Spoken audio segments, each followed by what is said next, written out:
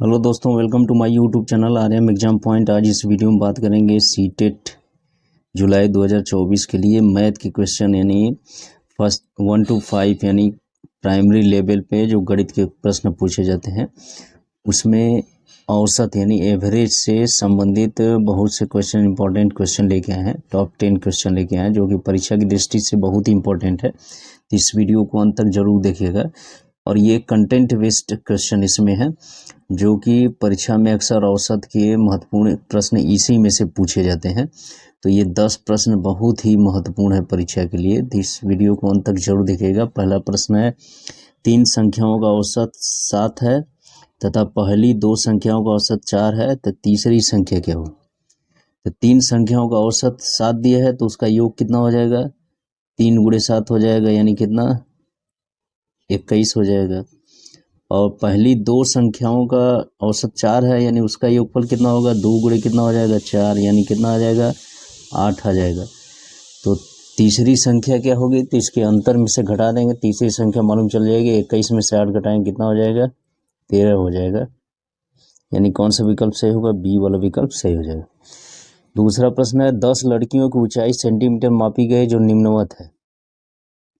143, 148, 135, 150, 128, 139, 149, 146, 151, 132 लड़कियों की माध्य ऊंचाई है।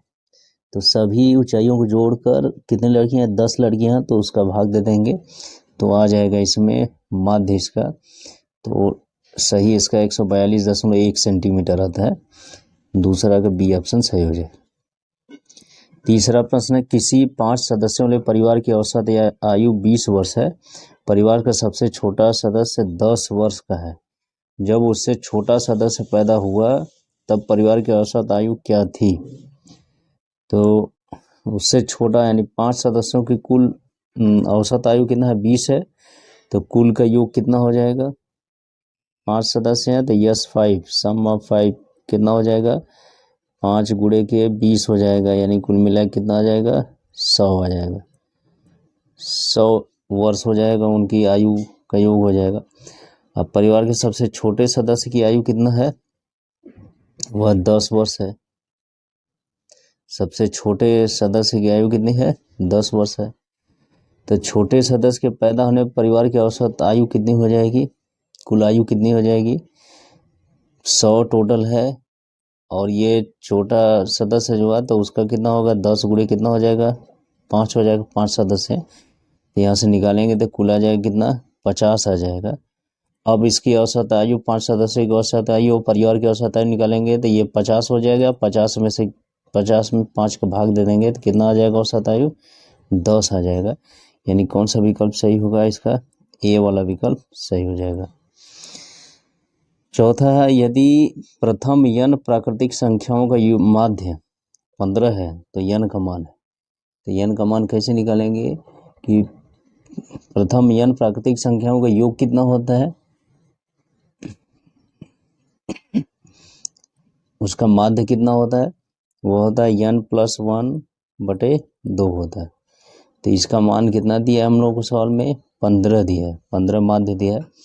तो n प्राकृतिक संख्याओं का माध्य, यही फार्मूला है, n+1/2 बराबर कितना हो जाएगा? 15 दिया है क्वेश्चन में। तो यहाँ से n का वैल्यू निकाल लेंगे, कितना आ जाएगा? n+1 बराबर कितना आ जाएगा? 30 आ जाएगा। यानी n का वैल्यू कितना आ जाएगा? 29 आ जाएगा। तो 29 आ जाएगा, यानी कितने n का मान कौन सा ऑप्शन सही होगा? डी वाला सही हो जाएगा। नेक्स्ट आते हैं 5वां प्रश्न, 7 क्रमिक संख्याओं का औसत 20 है तो इनमें सबसे बड़ी संख्या होगी। तो क्रमिक संख्याओं को दिया है तो क्रम से मान लेंगे। एक संख्या x मान लेंगे, दूसरा क्या? x+1, तीसरा x+2, चौथा x+3, पांचवा x+4, छठवां x+5, सातवां x+6, इतना मान लेंगे। सबका योगफल कितना है? इसका औसत 20 दिया है, यानी सभी का योग कितना हो जाएगा? यहाँ जोड़ देंगे, प्लस प्लस कर देंगे। अब इसमें कितना का भाग दे देंगे? 10 का। तो योग औसत कितना आएगा? 20 आएगा। तो यहाँ से x का वैल्यू निकाल लेंगे सॉल्व कर लेंगे इस इक्वेशन से, तो यक्स का वैल्यू आ जाएगा इसमें, यक्स का वैल्यू आ जाएगा 17 आ जाएगा। तो सबसे बड़ी है तो सबसे बड़ी कौन सा आएगा, यक्स प्लस 6 आएगा। तो 17 में 6 जोड़ देंगे 23 हो जाएगा, यानी सी ऑप्शन इसका 5 का सी सही हो जाएगा। छठवां है 5 संख्याओं का माध्य 26 है, यदि एक संख्या निकाल दी जाए तो उनका माध्य 24 हो जाता है। तो निकाली गई संख्या है, तो 5 सदस्यों का माध्य 26 है, यानी 5 संख्याओं का योगफल कितना हो जाएगा, 26 गुणे कितना हो जाएगा, 5 हो जाएगा। गुणा करेंगे 26 में 5 का तो कितना आ जाएगा, 130 आ जाएगा। एक संख्या निकल गई, यानी 4 संख्या बचेगी, तो 4 संख्या के योगफल कितना हो जाएगा, 24 माध्य हो जाता है, यानी 24 गुणे कितना हो जाएगा, 5 हो जाएगा। तो इसको सॉल्व करेंगे तो 24 और 5 का गुणा हो जाएगा, चार संख्या है ना, तो 24 4 को गुणा हो जाएगा, तो ये 16 और 4 दूना 8 एक 96 हो जाएगा। यानी जो संख्या निकाल दी गई इसके अंतर के बराबर होगी। 130 में से 96 घटा देंगे, कितना आ जाएगा, 34 आ जाएगा। यानी कौन सा विकल्प सही होगा, डी वाला हम लोग का विकल्प सही होगा, छठवां का डी। नेक्स्ट आते हैं 7वां प्रश्न, ए बी सी की औसत आयु 10 वर्ष है, यदि ए और सी की औसत आयु 9 वर्ष है तो बी की आयु कितने वर्ष होगी। तो ए और बी तीनों का औसत आयु दिया है, यानी ए प्लस बी प्लस सी बटे कितना हो जाएगा, 3 बराबर कितना दिया है, 10 दिया है। ए और सी का दिया है ए प्लस सी बटे कितना हो जाएगा, 2 बराबर कितना दिया है, 9। तो बी का निकलना है, तो यहाँ से ए प्लस सी बराबर कितना आ जाएगा, यहाँ से सॉल्व कर लेंगे तो 18 आ जाएगा। और ए प्लस सी का वैल्यू इसमें रख देंगे इस वाले क्वेश्चन में, तो आ जाएगा 18 प्लस बी बटे 3 बराबर कितना हो जाएगा, 10 हो जाएगा। तो इसमें इस इक्वेशन को सॉल्व करेंगे तो बी का वैल्यू आ जाएगा, तो बी का कितना आ जाएगा, 12 आ जाएगा, यानी डी विकल्प सही होगा 7 का। 8वां आते हैं 16 13 15 11, यक्स 8 और 7 का औसत 12 है, तो यक्स का वैल्यू कितना हो। तो इसको कैसे सॉल्व करेंगे कि 16 सबका औसत निकालना तो जोड़ देंगे, प्लस कितना 15 plus 11 plus x plus 8 plus 7 कितना कुल संख्या हो जाएगी, 1 2 3 4 5 6 7 है। 7 को भाग देंगे तो ये किसके बराबर होना चाहिए, 12 के। तो यहाँ यक्स इक्वेशन बन जाएगा, तो यक्स का वैल्यू सॉल्व करेंगे तो आ जाएगा कौन, 14 आ जाएगा, यानी 8 का डी ऑप्शन सही हो जाएगा। 9वां है, एक कक्षा के 40 विद्यार्थियों की औसत आयु 15 वर्ष है, यदि शिक्षक को शामिल कर दिया जाए तो औसत आयु 16 वर्ष हो, तो शिक्षक की आयु ज्ञात कीजिए। तो 40 शिक्षार्थी हैं तो उनका औसत कितना है, 15 है, तो उनका योगफल कितना होगा, पूरा मिला के आयु का योगफल कितना हो जाएगा, 40 गुणे 15 हो जाएगा, तो 15 चौका 60 यानी 600 आ जाएगा। जब शिक्षक को शामिल करेंगे तो कुल कितना हो जाएंगे, 41 हो जाएंगे, तो उनका औसत आयु कितना हो जाता है, 16 हो जाता है, यानी 41 गुणे कितना हो जाएगा, 16 हो जाएगा। अब इसमें गुणा कर देंगे, 41 और 16 को गुणा करेंगे तो कितना आ जाएगा, 656 आ जाएगा।